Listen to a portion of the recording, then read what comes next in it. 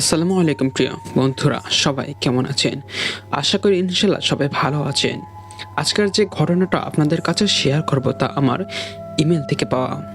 আর আপনি যদি আমার চ্যানেলে নতুন হয়ে থাকেন তাহলে অবশ্যই আমার চ্যানেলটি সাবস্ক্রাইব করে সব সময় আমার সাথেই থাকুন। আর আপনার জানা ভয়ঙ্কর ঘটনা যদি আমাকে পাঠাতে চান তাহলে boothwala@gmail.com এখনই পাঠিয়ে দিন। আমার ইমেলে যেভাবে লেখা আছে আমি ঠিক সেভাবে আপনাদের কাছে শেয়ার করব। আসসালামু আলাইকুম প্রিয় হৃদয় ভাইয়া। ওয়ালাইকুম আসসালাম। আমি রকি। আমি আপনার অনেক বড় একটা ফ্যান। আপনার প্রতিটি ঘটনা শোনার জন্য আমি প্রতিদিন অপেক্ষায় থাকি যে কখন আপনার ঘটনা দিবেন। আমার জানা ভয়ঙ্কর ঘটনা আপনার ইমেলে সেজন্যই পাঠালাম। যে ঘটনাটা আপনার ইমেলে পাঠিয়েছি এই ঘটনা ঘটে 2008 সালের দিকে। আশা করি আমার এই ঘটনা অনেক ভয়ঙ্কর হবে। আর আপনার কাছে রিকোয়েস্ট রইল যে আমার যে ঘটনাটা আমি আপনার ইমেলে পাঠিয়েছি সেটা অবশ্যই সবার কাছে শেয়ার করবেন। তাহলে কথা না বাড়িয়ে চলে যাব সরাসরি আমাদের ঘটনায়। ঢাকার মিরপুরে আমাদের তিনতলা বাসা। আমি আর আমার ছোট বোন নিশি আর মা একসঙ্গে থাকি। বাবা চাকরির কারণে বাইরে থাকেন। নিশি স্কুল থেকে ফেরার পর দিন সারাদিন টিভি দেখে আর আমি নিজের পড়াশোনা নিয়ে ব্যস্ত থাকি। মা আমাদের সব কিছু সামলে নেন, তবে ইদানিং মা খুব অদ্ভুত আর চুপচাপ লাগছে। রাতে মা মাঝে মাঝে বলেন, তানিয়া, ঘরে একটা অদ্ভুত আওয়াজ হয়। রান্নাঘরে বাসনপত্র নড়ে চড়ে ওঠে। মনে হয় কেউ হাঁটছে। তোর কি মনে হয়? কিছু অস্বাভাবিক? আমি সবসময় যুক্তি দিয়ে মাকে বোঝাই, মা তুমি বেশি ভাবো, এটা তো ইঁদুরও করতে পারে। আর এসব আওয়াজ আমাদের কল্পনা। এই যুগে এসবে আমাদের ভাবা উচিত না। মা আর কিছু বলেন না, শুধু মাথা নিচু করে চলে যান। আজ বাসা আমি আর নিশি। মা কয়েক ঘন্টার জন্য মিরপুরের অন্য প্রান্তে খালার বাসায় গেছেন। নিশি কিছুক্ষণ আগে কিচেনে গেছে আম্মুর রেখে যাওয়া কাস্টার্ড আনতে। আমি আমার রুমে মোবাইলে গান শুনছিলাম। হঠাৎ নিশি দৌড়ে এসে আমাকে জড়িয়ে ধরে হাঁপাতে শুরু করলো। আর কপালে ঘামে বেছা, চোখে আতঙ্ক। আমি অবাক হয়ে জিজ্ঞেস করলাম, কি হলো? এভাবে দৌড়ে এলি কেন? ও ফিসফিস করে বলল, আপু আপু কিচেনে গিয়ে দেখলাম আম্মু গাছ গাছ খাচ্ছেন। আমার ভ্রু কুচকে গেল। তুই তুই তুই কি বলছিস? আম্মু তো খালা বাসায়। ও তো ঘন্টাখানেক আগেই বেরিয়েছে। দরজা নিজে থেকে বন্ধ করেছে আমি। নিশি গলার স্বর কাঁপিয়ে বলল, আমি ঠিক দেখেছি। আম্মু শাড়ি পরে কিচেনে দাঁড়িয়েছিলেন। আমাকে দেখে কিছু বললেন না, শুধু একইভাবে তাকিয়ে থাকলেন। আমার পিঠে ঠান্ডা স্রোত বয়ে গেল, কিন্তু নিজের ভয় লুকিয়ে বললাম, তুই হয়তো ভুল দেখেছিস। আম্মু আসার প্রশ্নই ওঠে না। ঠিক তখনই রান্নাঘর থেকে এরকম ঝনঝন শব্দ ভেসে এলো। মনে হলো কিছু একটা পড়ে গেল। নিশি ভয়ে কেঁদে উঠল। আমি সাহস সঞ্চয় করে বললাম, চল দেখি রান্নাঘরে কি হচ্ছে। যদি তুই মিথ্যা বলিস তবে তোকে কিন্তু মার খাবি। আমরা দুজনে আস্তে পায়ে রান্নাঘরের দিকে এগোলাম। রান্নাঘরের বাতি জ্বলছে। আমি সোজা দরজার সামনে দাঁড়িয়ে ভেতরে তাকালাম। যা দেখলাম তাতে আমার শ্বাস আটকে গেল। রান্নাঘরে মা দাঁড়িয়ে আছেন। তিনি গ্যাসের চুলায় পায়ে পানি গরম করছেন। মা আমাদের দিকে ফিরে মিষ্টি হেসে বললেন, তানিয়া, চা খাবি? আমার পা যেন জমে গেল। নিশি আমার হাত শক্ত করে ধরে আছে। আমি কোনো মতে বললাম, না মা, লাগবে না। তারপর নিশিকে নিয়ে সোজা রুমে চলে এলাম। দরজা বন্ধ করে দিলাম। নিশি এত ভয়ে কাঁপছিল যে কিছু বলার অবস্থায় ছিল না। আমি ফোন তুলে মাকে কল দিলাম। 3বার রিং হওয়ার পর মা ফোন ধরলেন। তুমি কোথায় মা? আমি জিজ্ঞেস করতেই কেঁপে কেঁপে উঠলাম। মা ধীর গলায় বললেন, আমি তো খালার বাসায় যাচ্ছি, রাস্তায় আছি। কেন, কি হয়েছে? আমার হাত থেকে ফোনটা প্রায় পড়ে যাচ্ছিল, কিন্তু আমরা তো এইমাত্র রান্নাঘরে দেখলাম তুমি চা বানাচ্ছ। ফোনের ওপাশে কিছুক্ষণ চুপ থাকার পর মা বললেন, তানিয়া, দরজা বন্ধ করে ধোয়া পর, খবরদার বাইরে যাস না। আমি এখনই আসছি। আমি নিশিকে বললাম, আয়তাল কুর্সি পড়তে থাক, ভয় পাস না, মা আসছেন। আমরা দুজন কোরআনের আয়াত পড়তে লাগলাম, কিন্তু ভয় কিছুতেই কাটছিল না। নিশি কেঁদেই চলেছে। ঠিক তখনই দরজায় টোকা পড়ল। তানিয়া, দরজা খোল তো। আমি মা। মায়ের গলা, কিন্তু মা তো খালার বাসায়, তাহলে এই দরজার বাইরে কে? আমি নিশকে জড়িয়ে ধরতে কাঁপতে লাগলাম। নিশি ফিসফিস করে বলল, আপু আপু, এটা মা না। আমি ভেতরে ভেতরে জানি নিশি যা বলছে তা সত্যি। আমার হাত পা অবশ্যই আসছিল। আমি আবার মাকে ফোন দিলাম, কিন্তু ফোন কেটে গেল। বারবার চেষ্টা করেও একই অদ্ভুত বার্তা শুনতে পেলাম, আপনার কাঙ্ক্ষিত নম্বরে এই মুহূর্তে সংযোগ দেওয়া সম্ভব হচ্ছে না। দরজার বাইরে থেকে মায়ের গলা আরো জোরাল হতে লাগলো। তানিয়া, দরজা খোল, আমি তোকে ভয় পাওয়াচ্ছি না, দরজা খোল। আমি নিশিকে ইশারায় বোঝালাম চুপ থাকতে, কিন্তু নিশি এত ভয়ে ভেঙে পড়ছিল যে ওর কাঁপুনি থামছিল না। দরজার আঘাত বাড়তে থাকলো। আমরা প্রায় ঘন্টাখানেক দরজা বন্ধ করে পেছনে আতঙ্কে কাটালাম। একই সময় পুরো বাসাটা একদম নিস্তব্ধ হয়ে গেল, কোনো শব্দ নেই। আমি জানালার ফাঁক দিয়ে নিচে তাকালাম, তখনই রাত 10:30। হঠাৎ দেখি মা গেট দিয়ে ভেতরে ঢুকছেন, ওনার হাতে ব্যাগ। আমি চিৎকার করে বললাম, মা মা মা দ্রুত দৌড়ে উপরে এলেন। দরজা খুলে মাকে জড়িয়ে ধরলাম। মা হতভম্ব হয়ে জিজ্ঞেস করলেন, কি হয়েছে? তোরা এত ভয় পাচ্ছিস কেন আর কাঁপছিস কেন? আমি সব খুলে বললাম। মা মুখে কোনো কথা না বলে রান্নাঘরের দিকে গেলেন। আমরা তিনজন রান্নাঘরে ঢুকলাম। সেখানে আর কেউই নেই, শুধু গ্যাসের চুলায় অল্প আগুন জ্বলছিল, যেন কেউ চা বানিয়ে রেখে গেছে। আমি দ্রুত পানি নিয়ে দরজার চারপাশে ছিটিয়ে দিলাম। তারপর নিচু গলায় বললেন, তানিয়া, নিশি, তোদের ভয় পাওয়ার কারণ নেই, যা আছে সেটা চুপচাপ চলে যাবে। কিন্তু মায়ের চোখের গভীরে আমি যে আতঙ্ক দেখেছিলাম তা কোনোভাবে চুপচাপ চলে যাওয়ার মতো কিছু মনে হচ্ছিল না। এরপর থেকে রাতে রান্নাঘরে আর কেউ যায় না, নিশিও না। মা খুব অল্প কথা বলেন, আর আমরা তিনজনে বুঝতে পারি আমাদের বাসায় কিছু আছে, কিন্তু সেই কিছুটা আসলে কি তা কেউই জানি না। শুধু জানি অন্ধকার নামলেই রান্নাঘর থেকে আসা সেই চায়ের গন্ধ আমাদের বুকের ভেতরে জমে থাকা ভয়কে আরো গভীর করে তোলে। এই কদিনে আমাদের বাসায় অদ্ভুত ঘটনার মাত্রা আরো বেড়ে গেছে। নিশি এখনের প্রায় রাতে ঘুম থেকে চিৎকার করে ওঠে। কখনো বলে কেউ কেউ নাকি তার রুমে দাঁড়িয়েছিল, কখনো বলে অন্ধকারে দাঁড়িয়ে থাকা ছায়া তার দিকে হাত বাড়িয়েছিল। মা নিশিকে সান্ত্বনা দিতে চাইলেও আম্মুর চোখেও স্পষ্ট ভয়। আমি নিশিকে বোঝাই যে ও হয়তো স্বপ্ন দেখেছে, কিন্তু নিশির দৃঢ়তা আর তার ভয় কাঁপতে থাকা শরীর আমাকে ভুল প্রমাণ করে। আমার নিজেরও ঘরের রাতগুলো আর স্বাভাবিক নেই। কয়েকদিন ধরে মনে হচ্ছে কেউ যেন আমার ঘরের দরজার সামনে দাঁড়িয়ে গভীরভাবে আমার দিকে তাকিয়ে আছে। এক রাতে আমি স্পষ্ট শুনলাম দরজার ওপাশ থেকে কেউ ফিসফিস করে আমার নাম ধরে ডাকছে, তানিয়া, দরজা খোল। ভয়ে পুরো শরীর অবশ হয়ে গিয়েছিল। নিশকে ঢাকার রহস্যও হয়নি। সারা রাত ঘুমাতে পারিনি। মাঝে মাঝে রান্নাঘরের বাতি জ্বলতে দেখি, আবার কখনো বাতি নিভে যায়। মা প্রতিদিন কিছু না কিছু দোয়া পড়ে পানি ফু দিয়ে পুরো বাসায় ছিটান, কিন্তু কোনো কিছুতেই পরিস্থিতি বদলাচ্ছে না। নতুন বছরের সন্ধ্যা, চারদিকে আনন্দ উল্লাস, কিন্তু আমাদের বাসায় এক ভৌতিক নীরবতা। মা রাতে আমাদের ডেকে বললেন, তানিয়া, নিশি, তোদের বলার অনেক কিছু ছিল, কিন্তু তোরা ভয় পেয়ে যাস বলে বলিনি। আমাদের বাসাটা আসলে অনেক পুরনো, আর পুরনো বাড়িতে অনেক সময় পুরনো স্মৃতি থেকে যায়। আমার গলা কাঁপছিল। আমরা অবাক হয়ে মায়ের দিকে তাকিয়েছিলাম। মা বললেন, আমাদের বাসাটা যেখানে তৈরি হয়েছে সেখানে আগে একটা বাড়ি ছিল। সেই বাড়ির কর্তা ছিলেন খুব খিটখিটে স্বভাবের একজন মানুষ। তার স্ত্রী খুব অল্প বয়সে মারা গিয়েছিলেন। লোকটা নাকি রান্নাঘরেই একটা অদ্ভুত মৃত্যুর শিকার হয়েছিলেন। কেউ বলে হার্ট অ্যাটাক, কেউ বলে আত্মহত্যা। তারপর থেকে এই জায়গাটা কেউ শান্তিতে থাকেনি। মায়ের কথায় আমাদের শরীর হিম হয়ে গেল। নিশি বলল, তাহলে কি করব আমরা?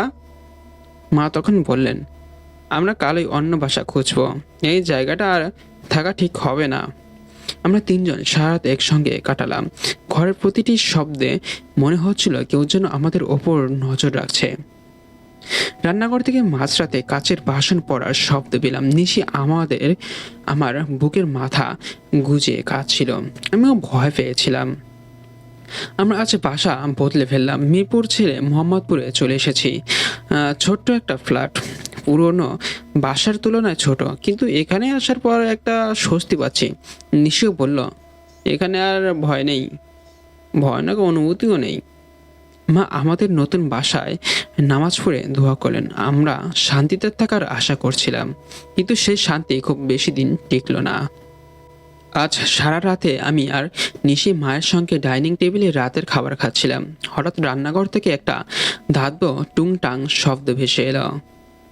আমরা তিনজন থমকে গেলাম। মা দ্রুত রান্নাঘরে গেলেন, আমরা পেছনে পেছনে গেলাম। কোনো কিছু পড়ে ছিল না, কিন্তু গ্যাসের চুলার সামনে একটা চায়ের কেটলি রাখা, আর তার চারপাশে পানির ফোঁটা ছড়িয়ে আছে। মা ফিসফিস করে বললেন, দাঁড়িয়া, নিশি বের হয় এখান থেকে। আমরা ভয় পেয়ে রুমে ফিরে এলাম। মা কিছুক্ষণ পর এসে বললেন, তোদের বলেছিলাম না, এসব থেকে পালানো যায় না। এরা জায়গার সঙ্গে নয়, আমাদের সঙ্গে থাকে। মায়ের কথায় কাঁপতে শুরু করলাম। নিশি বলল, আমরা কি করবো এখন? মা তখন বললেন, ওর কথা শুনে একটাই উপায় আছে, দুয়াফরে যেতে হবে। আর কখনোই ভয় পাওয়া যাবে না। ভয় দেখানোই এদের সবচেয়ে বড় অস্ত্র। আমাদের বাসার প্রতিদিন কিছু না কিছু অদ্ভুত ঘটনা ঘটছে। রান্নাঘরে কিছু রেখে গেলে তা অন্য জায়গায় পাওয়া যায়। নিশি প্রায় ঘুম থেকে উঠে দেখছে দরজা খুলে রেখেছে কেউ যেন। আম্মুর ওপর একটা চাপা বিষণ্ণতা নেমে এসেছে, যেন তিনি আমাদের আড়ালে কিছু লুকাচ্ছেন। তবে আজ রাতে একটা ঘটনা ঘটলো যা আমাকে স্তব্ধ করে দিয়েছে। আমি ঘুমিয়েছিলাম, নিশি পাশে। হঠাৎ অনুভব করলাম ঘরের বাতি জ্বলে উঠল। চোখ খুলে দেখি দরজার সামনে একটা ছায়া। একজন লম্বা মানুষ দাঁড়িয়ে আছে। আমি গলা শুকিয়ে যাচ্ছিল। নিশিকে জাগাতে গিয়ে দেখলাম নিশি শক্ত করে ঘুমাচ্ছে। পরদিন সকালে মা বললেন, তানিয়া, তোকে একটা কথা বলি, ভয়কে শক্তি দিস না। যতবার ভয় পাবে ততবার ওরা শক্তি পাবে। সাহস রাখ। এখনো আমরা এই বাসাতেই আছি। ভয়ের অনুভূতিগুলো কেটে গেছে। মা প্রতিদিন দোয়া পড়ে বাসায় ছিটান। নিশু এখন ভয় পায় না। আমার বিশ্বাস সব অশরীরী শক্তি হয়তো আমাদের দুর্বলতা খুঁজে সাহস আর দৃঢ়তা তাদের দূরে রাখতে পারে। তবে মাঝরাতে রান্নাঘর থেকে চায়ের গন্ধ ভেসে আসলে আমি আর নিশি শুধু মায়ের দিকে তাকাই। তিনজনে একসঙ্গে দোয়া পড়ি। হয়তো এটাই আমাদের একমাত্র রক্ষা। তারপর কিছুদিন এভাবে মায়ের কথা শুনে দোয়া পড়তে থাকি। আর তারপর থেকে প্রায় 1-1.5 মাসের মতো আমাদের এই সমস্যাটা হচ্ছিল।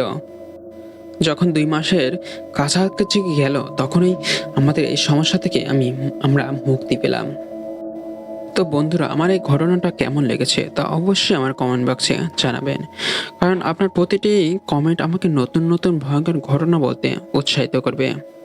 তাহলে কথা না বাড়িয়ে চলে যাব আমরা সরাসরি আমাদের পরবর্তী ঘটনা যে আমাদের পাঠিয়েছে, তারা পরিচয়টি গোপন রাখতে বলেছেন, কারণ সে একজন মেয়ে। তাই তার পরিচয়টা সবার সামনে তুলে ধরতে পারলাম না, সেজন্য আমি আন্তরিকভাবে দুঃখিত। তাহলে চলে যাবো আমরা সরাসরি আমাদের ঘটনায়। ডান দিক ফিরে শুয়েছিলাম। হঠাৎ কঠিন কণ্ঠে ফিসফিস কে যেন বলে উঠল, খবরদার আমি তাকাবে না। এমনিতে আমার স্বভাব হচ্ছে কেউ কিছু করতে নিষেধ করলে সেটা আর আগ্রহ নিয়ে করা। এ সময় সায়র ছাড়া কে আর এমন ফাজলামি করবে? সায়র আমার ছোট ভাই। ভাবলাম ও নিজের রুমে একা থাকতে ভয় পাচ্ছে, তাই হয়তো আমার পাশে সে শুয়েছে। বাম পাশ ফিরে ভালো করে চেহারার দিকে না তাকিয়ে একটা থাপ্পড় দিয়ে বললাম, ফাজিল, নিজে ভয় পাচ্ছিস তো আমাকে ভয় পাওয়ানোর চেষ্টা করছিস। ভেঙচি কেটে বললাম, খবরদার বামে তাকাবি না। তোর এই কথায় কেউ ভয় পাবে, পাগল ছেলে। থাপ্পড়কে সায়র অনেকটা গড়গড় মতো শব্দ করলো, অনেকটা রাগান্বিত বিড়ালের মতো। বাথরুমের লাইট জ্বালানো ছিল, যদিও দরজা বন্ধ করে, তারপরও হালকা আলোয় আমার রুম আলো আঁধারি হয়ে আছে। এমন আজব শব্দে কিছুটা বিস্মিত হয়ে সায়রের দিকে ভালো করে তাকালাম। বুকের ভেতর হৃৎপিণ্ডটা ধক করে লাফিয়ে উঠল। এ কি? এ তো সায়র না? অগ্নি দৃষ্টি নিয়ে যেন আমি আমার দিকে তাকিয়ে আছি, যে এ হুবহু আমার মতো দেখতে। ঠোঁটে তার তীব্র ঘৃণা মিশ্রিত দূর হাসি। আমি উঠে বসার চেষ্টা করলাম, কিন্তু পারলাম না। শীত গরম 12 মাস কাঁথা গায়ে দিয়ে ঘুমানো আমার অভ্যাস। কাঁথা ছাড়া আমার ঘুম আসে না, কিন্তু এই মুহূর্তে কথাটাকে দড়ি মনে হচ্ছে, যা আমার হাত পা শক্ত করে বেঁধে রেখেছে। আমি কোনো মতেই নড়তে পারছি না, খুব মুখ দিয়েও ভালো করে কোনো শব্দ বের করতে পারছি না। ভীত কণ্ঠে প্রশ্ন করলাম, কে কে? হঠাৎ তখনই আমার প্রতিচ্ছবি ছোট হওয়া শুরু করলো। চেহারা আমার, মাথাটা আগের সাইজ, কিন্তু শরীরটা ছোট হতে হতে 3-4 বছরের বাচ্চার সমান হওয়ার পর মাথা দোলাতে দোলাতে হামাগুড়ি খাট থেকে নেমে গেল। অত ছোট শরীরে এত বড় মাথা, মনে হচ্ছিল যে যে কোনো সময় ছিঁড়ে শরীর থেকে আলাদা হয়ে যাবে। ঘামে ভিজে গেছি, কপাল থেকে টপ টপ করে কয়েক ফোঁটা ঘাম ঝরে পড়লো বালিশে। কোনো নড়াচড়া নেই। আমি শরীরের দৃষ্টিতে তাকিয়ে আছি, জিনিসটা ঠিক যেখানে গিয়ে অদৃশ্য হয়েছে সে কোণে। হঠাৎ গায়ে কেউ হাত রাখলো, চমকে উঠে চিৎকার দিতে যাব, তখনই মা কথা বলল, কিরে ঘুমাসনি? আজ ঘুম আসছে না তোর? স্বস্তির নিঃশ্বাস ফেলে উঠে বসে বললাম, না। তুমি ঘুমাওনি যে? আমার ঘুম আসছে না। তোর যখন ঘুম আসছে না, তো চল বারান্দায় গিয়ে কিছুক্ষণ বসি। ঘটনাটা মাকে বলবো কিনা ভাবছি। না থাক, এখন সকালে বলা যাবে। মাকে বললাম, চল দাঁড়াও, গলা শুকিয়ে আছে, একটু পানি খেয়ে নেই। মা বলল, তুই বস, আমি পানি নিয়ে আসতেছি। মা পানি এলে দিলে এক ডুব খেতেই যেন যেন গা গুলিয়ে উঠল। বেসিনে গিয়ে গড় গড় করে বমি করে ফেললাম। হাত মুখ মাথা ধুয়ে নিলাম, দেখলাম মা বারান্দায় দরজায় দাঁড়িয়ে আছে। কাছে গিয়ে বললাম, চল বারান্দায় বসি। মা বেলি ফুলের টপটার পাশে চুপচাপ দাঁড়ালো। বমি করে ক্লান্ত লাগছে, দাঁড়িয়ে থাকার কোনো শক্তি নেই বলে চেয়ারে হেলান দিয়ে বসলাম। মায়ের দিকে তাকালাম। মা জল জল চোখে বাসার সামনের আম গাছটার দিকে তাকিয়ে আছে। হঠাৎ মা হিস করে বলল, কেমন লেগেছে বিড়ালের সুপ? চোখে ঘৃণা আর দৃষ্টি, আর ঠোঁটে সেই একই রকম রুশির হাসি। ভয় আর বিস্ময় একা হয়ে যে দৃষ্টি হয়েছে, দৃষ্টিতে মায়ের দিকে তাকালাম। বুঝতে বাকি রইল না যে আমার মা না। তড়াক করে চেয়ার ছেড়ে উঠে বসলাম। কিরে একা একা এত রাতে তুই বারান্দায় বসে আছিস কেন? বাকরুদ্ধ আমি। আমার ডান পাশে বারান্দার দরজার মা দাঁড়িয়ে আছে। চট করে বামে তাকলাম। বেলি ফুলের টপটার পাশ দিয়ে একটা সাপ গ্রিল বেয়ে নেমে গেল। কলা গাছের মতো সোজা হয়ে দাঁড়িয়ে আছিস কেন? হ্যাঁ, যা ভিতর যা। রাতের বেলা বারান্দায় যাবি না? আর সেহরির সময় হয়েছে, তরকারি গরম করে নে। আমি তাজ্জুদ নামাজ পড়ে নেই। মাকে কিছু বললাম না, শুকনো মুখে রান্নাঘরের দিকে গেলাম। শুনেছি এসব নাকি আগুনকে ভয় পায়। তরকারি গরম করতে করতে ভাবতেছি, এসব আমার সাথে কি হচ্ছে, কিছুই তো বুঝতে পারছি না। ঠিক বিশ্বাসও করতে পারছি না, আবার অবিশ্বাসও করতে পারছি না। এমনিতে সবাইকে বলে বেড়ে আমি এসব ভূত জিনে ভয় পাই না, এমন কিছু তো আর আগে ঘটেনি, তাই এসবে ভয়টাও কাজ করতো না। মাকে বললাম, মা সবাইকে বলে বেড়াবে আর সবাই আমাকে খেপাবে বলে। কি ব্যাপার, সাহসী ভিতা? হ্যাঁ, ভীত হয়ে গেলি নাকি? হ্যাঁ মা, বাবা ভাইয়ের সাথে সেরি করতে বসছি। মা ভাত দিয়েছিল প্লেটে, কারণে বেজে উঠলো ওই কথাটি, কেমন লেগেছে বিড়ালের সুপ? গা গলিয়ে উঠলো। চেয়ার ছেড়ে উঠে দাঁড়ালাম। মা জিজ্ঞেস করলো, কিরে উঠে পড়লি যে, ভাত খাবি না? না মা, বমি ভাব লাগছে। 2 গ্লাস পানি খেয়ে বজরের নামাজে পড়ে শুয়ে পড়লাম। পরীক্ষার কারণে গত 2 রাতও ভালো করে ঘুমাতে পারিনি। আজই পরীক্ষা শেষ হয়েছে, আর আজও সারা রাত ঘুমাতে পারিনি, তাই শোয়ার সাথে সাথে ঘুমিয়ে পড়লাম আর কি। ঘন্টাখানেক ঘুমানোর পর হঠাৎ ঘুম ভেঙে গেল। খাটটা মৃদু কাঁপছে। বুঝলাম রেলগাড়ি যাচ্ছে। বাসাটা রেললাইনের পাশে, তাই রেলগাড়ি যাওয়ার সময় বিল্ডিংটা মৃদু কম্পিত হয়। খাট থেকে নেমে জানালার কাছে গিয়ে দাঁড়ালাম। ভোরের আলো ফুটতে শুরু করেছে। আকাশে ছোট ছোট কালো মেঘের টুকরো ধীরে ধীরে হেঁটে বেড়াচ্ছে। পাখি ডাকছে। পাশের বিল্ডিং এর ছাদে একটা কাকা চুপচাপ বসে আছে। মৃদু হওয়ায় ওই বৈদ্যুতিক তারগুলো দুলছে। জানালায় দাঁড়িয়ে বাম দিকে তাকালে রেল লাইন দেখা যায়। রেল লাইনের দিকে তাকিয়ে আছি। সাদা লুঙ্গি পরে একটা লোক রেল লাইনের ওপর দিয়ে হেঁটে যাচ্ছে। হঠাৎ লক্ষ্য করলাম লোকটার শরীরের উপরে অংশ নেই। লুঙ্গিটা সেখানে বাঁধা, শুধু ওই পর্যন্ত, বাকি অংশ দেখা যাচ্ছে না। চোখ বন্ধ করে আবার তাকালাম, কিন্তু সে কি রকম দেখছি। সাদা লুঙ্গি পরা অর্ধ শরীর হেঁটে হেঁটে দৃষ্টির সীমার বাইরে চলে গেল। ঠিক কেনা ভুল দেখলাম বুঝতে পারছি না। কিছু দূরের জিনিস আমি ঝাপসা দেখি। এই মুহূর্তে চোখে চশমা নেই, তাই ভুল দেখলেও দেখতে পারি। কিন্তু কথা হচ্ছে, লুঙ্গি আর পা দেখলাম যখন, হাত মাথা শরীরের বাকি অংশ দেখতে পাবো না কেন? বিছানায় ফিরে এলাম। মনে মনে বললাম, নিশ্চয় সব কল্পনা আমার। ভূতের গল্প আমার খুব পছন্দ। রাতে শোয়ার আগে ভূতের গল্প পড়ছিলাম এখন, তাই হয়তো উল্টোপাল্টা কল্পনা করছি। দিনের বেলায় দিনের আলোতে রাতের ভয়ঙ্করতাকে হাস্যকর লাগে। বাসারাতে উঠেছি যে আজ 6 মাস। 6 মাসে এমন কোনো সমস্যা হয়নি। এ বাসায় ওঠার 1 মাস পর থেকেই পাশের ফ্ল্যাটের ক্লাস 5-এর একটা ছেলে আর পাশের বিল্ডিংয়ের ক্লাস 6-এর একটা ছেলেকে পড়াতাম। একজনের নাম শিশির, অপরজনের নাম অয়ন। একদিন শিশির পড়ার মাঝখানে হঠাৎ পকেট থেকে এক টুকরা পত্রিকা বের করে আমার হাতে দিল। জিজ্ঞেস করলাম, এটা কেন? ও বলল, পড়ে দেখেন ম্যাডাম। শিরোনামে লেখা ভূতের বাড়ি। ভেতরের সংবাদ এই যে, একটি ভৌতিক বাড়িতে 2 বোনের মৃত্যু। আজকাল পত্রিকায়ও একই সব আজগুবি খবর ছাপায়।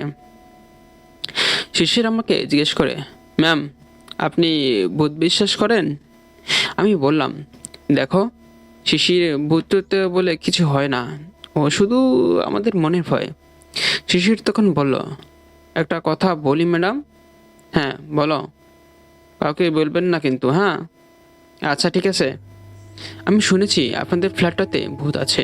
আমি হেসে বললাম, থাকলে থাকুক, তুমি পড়া শেষ করো।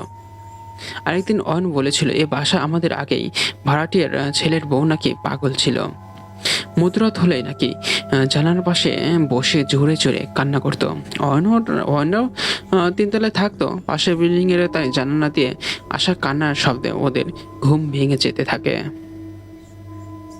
শিশিরের মায়ের কাছে শুনেছি আগের ভাড়াটিয়ারা নাকি কারোর সাথে তেমন মিশতো না, আর এ বাসায় আসলেই নাকি বৃষ্টি গন্ধ লাগতো। তখন শিশিরের মাও তেমন আসতেন না। হাবিজাবি এসব ভাবতে ভাবতে আমার ঘুমের রাজ্যে তলিয়ে গেলাম। ঈদ পেরিয়ে গেল। ওই দিনের পর থেকে 17 দিন এমন কোনো কিছুই সম্মুখীন হয়নি। আমি মোটামুটি নিজেকে বুঝিয়ে নিয়েছি যে ওই ভূতের গল্প পড়ে উল্টোপাল্টা কল্পনা করছি। আমার এক ফুপু অসুস্থ, বাবা মা তাকে দেখতে যাচ্ছে। আমার সাথে সায়রকে বাসায় রেখে যেতে চাইলো, কিন্তু পাজি ছেলেটা মায়ের পিছু ছাড়ল না। বাসায় আমি একা। সন্ধ্যা পেরিয়ে গেছে, মায়েরা আসতে দেরি হবে। ভাবলাম মায়ের ঈদের শাড়িটা একটু পরে দেখি কেমন লাগে। মাঝে মাঝে এমন করে শাড়িটা পরে সেজেগুছে আয়নার সামনে দাঁড়িয়ে নাচি, গাই, অভিনয় করি। কেন জানি নিজের এমন পাগলামিতে নিজেরই মজা লাগে। আচ্ছা, শাড়ি পরে সেজে গুছিয়ে একবার সোজাসুজি আর একবার ডান পাশে ফিরে বাম পাশে ফিরে আয়নার নিজেকে দেখছিলাম। বাহ, শাড়িটাতে আমাকে খুব সুন্দর লাগতেছে। বাম পাশ ফিরে আয়নার দিকে তাকিয়ে দেখলাম, হাসলাম, কিন্তু আয়না আমার প্রতিচ্ছবি ভীত দৃষ্টিতে চেয়ে আছে আমার দিকে।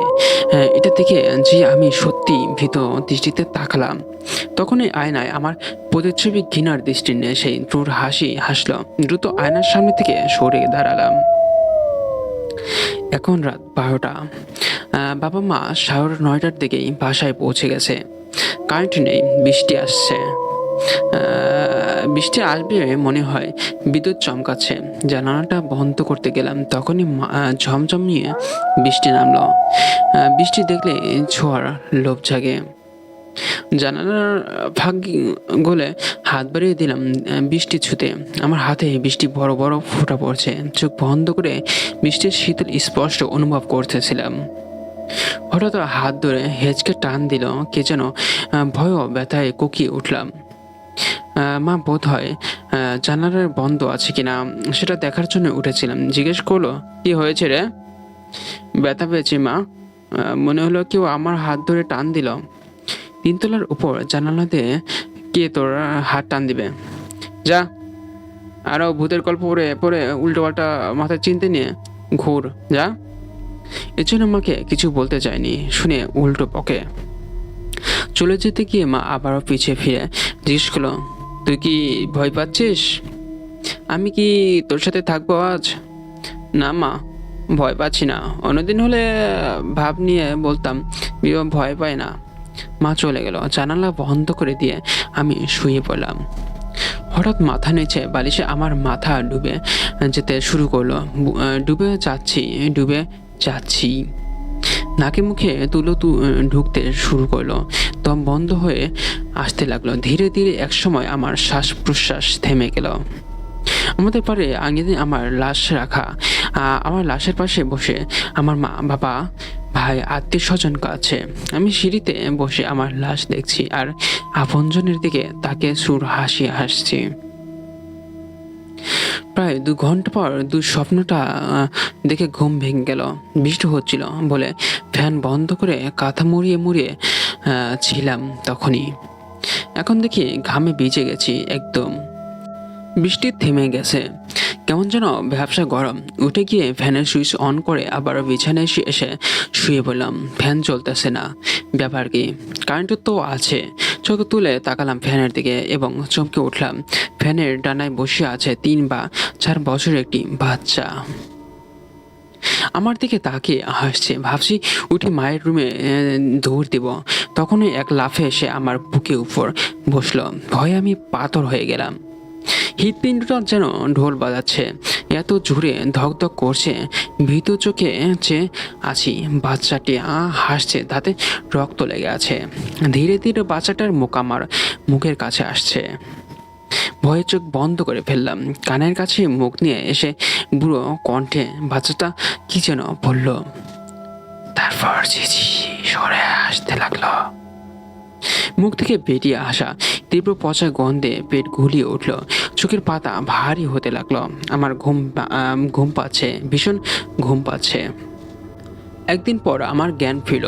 সব জানার পর মা সিদ্ধান্ত নিল বাসাটা আর থাকবে না। সপ্তাহ 10 দিনের মধ্যেই বাসাটা পরিবর্তন করবে আর কিছুদিনের জন্য আমাকে ফুপির বাসায় পাঠিয়ে দিবেন।